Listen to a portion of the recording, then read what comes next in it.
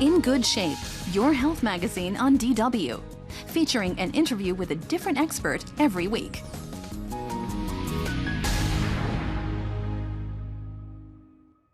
With me in the studio is Professor Hartmut Göbel, head of the Kiel Headache and Pain Center. Welcome to In Good Shape. Thank you. We just saw a report about a very, very severe headache, and this could be dangerous. That might be serious underlying causes. What might actually a sudden headache indicate?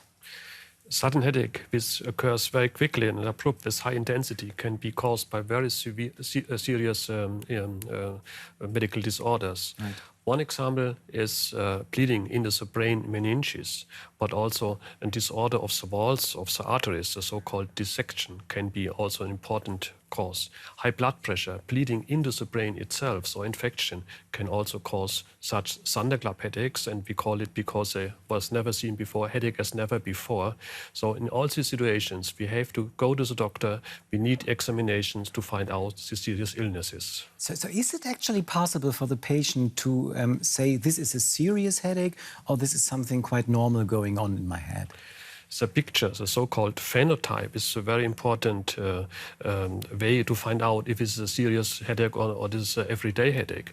So if the headache is very intensive, it is very unknown, the pattern is completely new, and if you have accompanying symptoms like neck stiffness, like fever, shivering, like epileptic seizures, pulses, or neuropsychological disorders like concentration disorders, in all these situations we have to be aware that serious disorders can be ongoing, and we need investigations. So we need to see a doctor as soon as possible, actually. Yeah. If there's that. What about the milder forms of headaches, which are chronically there? What other forms of headaches you consider there? Yeah. We have secondary milder headaches, for example, cord headache or headache with sinus infections.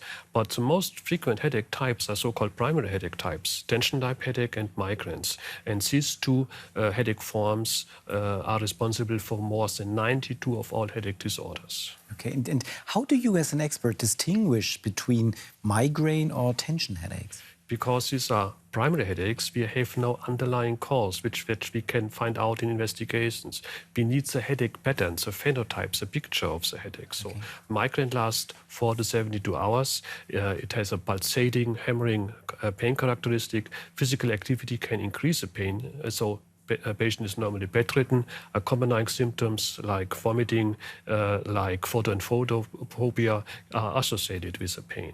Tension type headache, these are completely different picture. We have a thumb bilateral headache without these accompanying symptoms. So this is what you do as an expert, to distinguish between the 363 causes. You don't do some kind of CAT scan of the head to see what kind of headache it is. You just more look at the pattern. Yes, the most important thing is at the beginning, we have to ask the patient how does the headache looks like, and if we find out this pattern and the picture, we can then very quickly decide if it's a primary headache without such underlying disorders, or it is a secondary headaches, and in this case we have to do more investigations to find out the reasons. Professor Göbel, have you used this machine? Yes, it's really fascinating that we have now direct access to the neuronal pathways which are responsible for the pain, and we can modulate it. In some patients in which we use this technique, we have very good results, and the future will show if these are repeatedly can be seen again and again in other patients as well. But you can just use it in cluster headaches. It's nothing for migraines or tension headaches. Yeah, this is also an important thing, that we can differentiate the mechanisms which are responsible for the headache disorders, and we can directly go into these details and can change mechanisms of the different headache types. So we have treatments now specific, not only for headache, but for this specific type, and this type is only effective in cluster headache. And in cluster headaches, other measurements like normal medications like aspirin or paracetamol, they just don't help. Yes.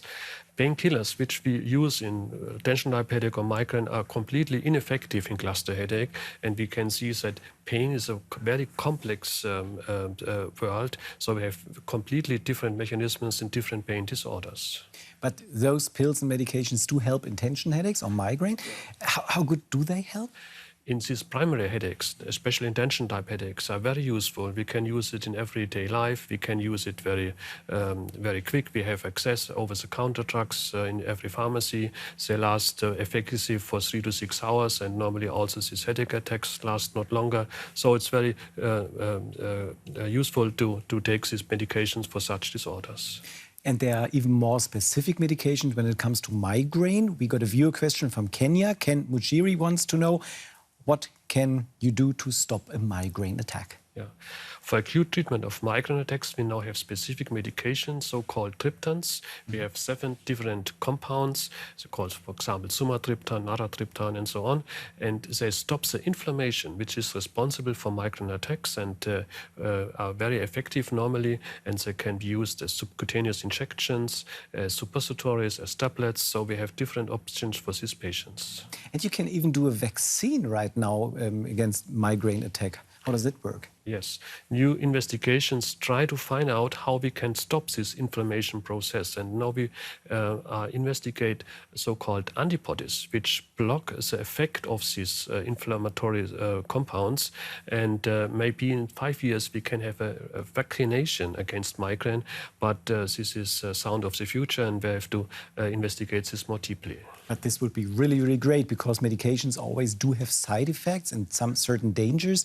So if we talk about pain medication like paracetamol, how long are you able to take paracetamol without damaging your body? Yeah, it's a very important topic, because we cannot use this medication very often. For example, paracetamol, if we take more than 7 grams per day, this is more than 10 tablets, it can damage the liver, and we cannot treat this damage, and we can die. So therefore, it's very important to have preventive treatments available for the patient. And there's even something like pain medication induced. Yeah, this is the next point. If we use this medication too frequently, more than 10 days per month, a medication overuse headache can occur. This means that if we use it more than 10 days per month, 12, 15 days, we have an increase of the frequency. And finally, we have 20 days with migraines and 30 days with headaches. Therefore, it is important to offer the patient preventive treatment to reduce the frequency of the headaches. So the best medication is actually to reduce the medication. Right. Professor Göbel, thanks so much for being with us on In Good Shape. Thank you. Thank you too.